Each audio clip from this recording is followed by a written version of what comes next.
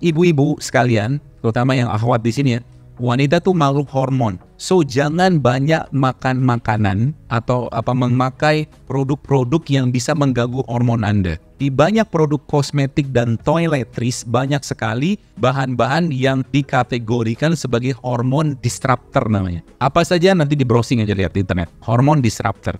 Itu yang pertama. Yang kedua apa? Ada banyak makanan-makanan yang memang perlu kita kurangi juga, terutama makanan-makanan atau daging-daging hewan yang diberikan hormon atau apapun seperti itu. Jadi cari seminimal mungkin yang kontaminasinya sedikit. Contoh misalkan kita buah-buahan misalkan. Kalau ketemu dengan buah pisang yang dari kampung, makan itu aja. Ada pepaya kampung, makan pepaya kampung aja. Jangan heboh-hebohan dengan yang impor. Anggur yang nggak ada biji jangan dimakan. Kalau dulu moyangnya si buah-buahan tadi tuh ada biji, sekarang nggak ada biji, kemungkinan yang sekarang dibuat di lab. Paham maksudnya? Kalau nggak ada biji, terus tanamnya di mana coba? Bayangkan. Jadi kalau orang mau tanam semangka tuh nanamnya kan, atau bibitnya kan ditanam dari bijinya kan, kasih ke tanah, terus dia tumbuh gitu kan. Sekarang kalau semangkanya nggak ada biji, terus tanamnya gimana? Di lab. Jadi dia punya nenek moyangnya di lab dulu, dibikin di lab, terus dikenal dengan beberapa tuh rekayasa genetika, kurang lebih seperti itulah. Tapi intinya kita cari yang alami saja. Produk-produk yang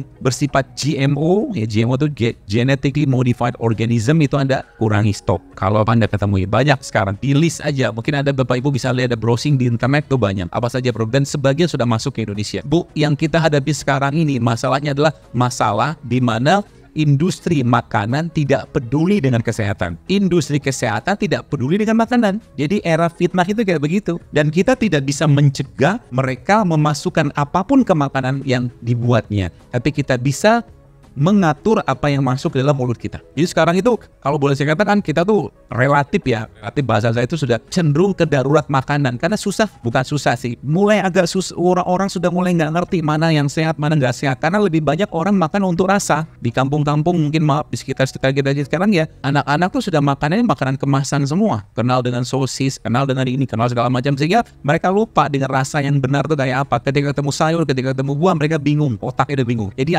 kita sebagai orang tua, ya lagi-lagi saya sampaikan, kita ya kuang fusakum wa ahlikum naro, selamatin diri kita. Kenapa? Karena gennya, kalau anak kita terus-menerus dikasih dengan makanan-makanan gak sehat, maka dia akan mewariskan gen yang cacat ke keturunannya dia. Jadi mari kita cintai badan kita ini, kita bersyukur dalam rangka menjadikan apa yang kita makan itu lebih memperbaiki ibadah kita. Jadi semuanya, lagi-lagi saya sampaikan, kita niatkan dalam rangka ketaatan, bukan untuk gaya-gayaan. Semua syariat dalam Islam menyehatkan, tapi kita tidak mengerjakannya untuk sehat. Kita mengerjakannya karena perintah Allah dan perintah Nabi SAW. Kalau nggak maksain dirinya untuk hidup sehat, dalam rangka bersyukur dengan nikmat badan ini, sampai mati juga gini-gini terus, ujung-ujungnya apa? Masa tuanya hanya menuai penyakit. Mari kita perbaiki, dan kalau ada penyakit yang mulai sekarang minta sama Allah, ya Allah sembuhkan dengan semudah-mudahnya. Semudah-mudahnya dengan cara apa? Dengan cara apa yang kau tumbuhkan di atas tanahmu, mendapatkan mataharimu, mendapatkan airmu. Dia Allah kasih petunjuk. Sesederhana itu sebenarnya.